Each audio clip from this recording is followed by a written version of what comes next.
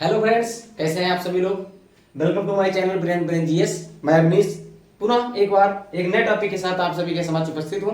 हम नया टॉपिक शुरू करें उससे पहले आपसे निवेदन है कि हमारे चैनल को सब्सक्राइब जरूर कर दीजिएगा, वीडियो को लाइक कमेंट शेयर और करना ना भूलें। आइए शुरू करते हैं। जापान के बारे में मैंने छोटा सा टॉपिक लिया है। जापान साथियों, जापान इसमें बहुत ही चर्चा में बना हुआ है करंट की दृष्टि से। आप सभी लोग जानते होंगे क्यों है, क्योंकि जापान जो है G7 की अध्यक्षता कर रहा है। इस साल 2023 की जो 49वां सत्र होगा अध्यक्षता का, वो जापान कर रहा है साथियों। जो महीने चल रही है इसकी अध्यक्षता, इसलिए बहुत चर्चा में। हम थोड़ा इसके बारे में देखते हैं जो परीक्षा दृष्टि से बहुत महत्वपूर्ण बिंदु है। परीक्षा में कौन कौन से आते हैं साथियों। जापान एक द्वीपीय देश है, अलग अलग द्वीप है और ये भारत और चाइना के लगभग पूरब में है। ये हमारे यहाँ से पूरब में बसा हुआ है, इसीलिए इसको उगते हुए सूरज का देश कहा जाता है। जापान को उगते हुए सूर्य का देश कहा जाता है। लेकिन डेवलप्ड कंट्री नहीं, ये डेवलप्ड कंट्री है, डेवलपिंग नहीं, डेवलप्ड कंट्री है, विकसित देश है जापान। ठीक है, जबकि यहाँ पे प्रतिदिन न जाने कितने अनगिनत भूकंप आते हैं, उसके बावजूद ये सबसे मजबूत अर्थव्यवस्था है। आइए बात करते हैं जापान के बारे में, इनके द्वीपों के बारे में देखते हैं कि खास खास द्वीप इसके कौन कौन से हैं। तो साथियों, इसके जो द्वीप हैं ये द्वीपों पर बसा हुआ है और इसका क्रमांक हम अगर नॉर्थ से साउथ को देखें द्वीपों का, तो सीरियल देखेंगे। सबसे पहले होक्काइडो आएगा, फिर होन्शु आएगा, फिर शिकोकू आएगा, फिर कुइशु, फिर राइकू। ये 5 द्वीप इसके महत्वपूर्ण द्वीप हैं। लगभग 4 ही है, लेकिन 5वां भी है सबसे दक्षिण में। तो इनके बीच में अगर इनका डिवीजन करें तो होक्काइडो और होन्शु के बीच में एक सुबारू जलसंधि मिलती है। होक्काइडो और होन्शु के बीच में कौन सी जलसंधि पाई जाती है? सुबारू जलसंधि पाई जाती है। होन्शु एक ऐसा द्वीप है साथियों, ये जापान का सबसे बड़ा द्वीप है। टोक्यो इसकी राजधानी है, जापान की राजधानी टोक्यो है और टोक्यो इसी द्वीप पर बसा हुआ है।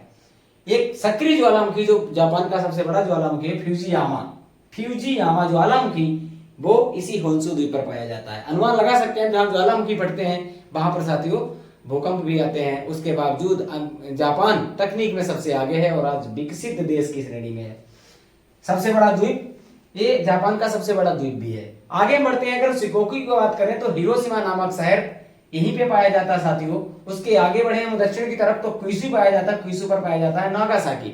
ये दो द्वीप ऐसे द्वीप हैं, जो दोनों शहर ऐसे शहर हैं जिनमें अमेरिका ने, आपको याद होगा, द्वितीय विश्व युद्ध के दौरान परमाणु बम गिराया था। इतनी बड़ी त्रासदी होने के बावजूद जापान आज विकसित देश है अपनी मेहनत के दम पर। आगे बढ़ेंगे तो राइकू मिलेगा। अगला सबसे अंतिम इसका द्वीप जो है वो राइकू है। तो ये तो हो गई थोड़ी सी भौगोलिक जानकारी जापान के बारे में, जापान कैसा बसा हुआ है, कौन कौन से इसके द्वीप हैं, इनका क्रम क्या है, उत्तर से दक्षिण आप लोगों ने देखा। अब सबसे बड़ी बात यह आती है कि यहाँ पर चर्चा क्यों है। इस समय साथियों चर्चा इसलिए है कि यहाँ पर G7 की अध्यक्षता कर रहा है जापान इस बार। जापान 2023 का सत्र जो 49वां सत्र है, इसकी अध्यक्षता कर रहा है। प्रश्न बनेगा G7 का 49वां सत्र कहां हुआ था? तो जापान में हुआ था। इसकी अध्यक्षता जापान ने की थी।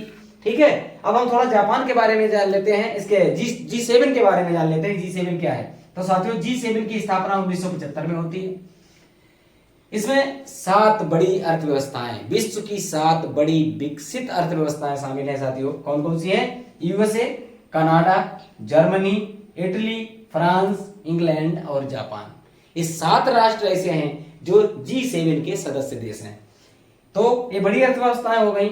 और इसके ज्यादा बिंदु हम आगे पीछे का जान सकते हैं। जो इसका 48वां सत्र हुआ था वो जर्मनी की अध्यक्षता में हुआ था साथियों 2022 में, और इसका 50वां जो होगा वो इटली इसकी अध्यक्षता करेगा, और 2024 में इसका सत्र होगा G7 का।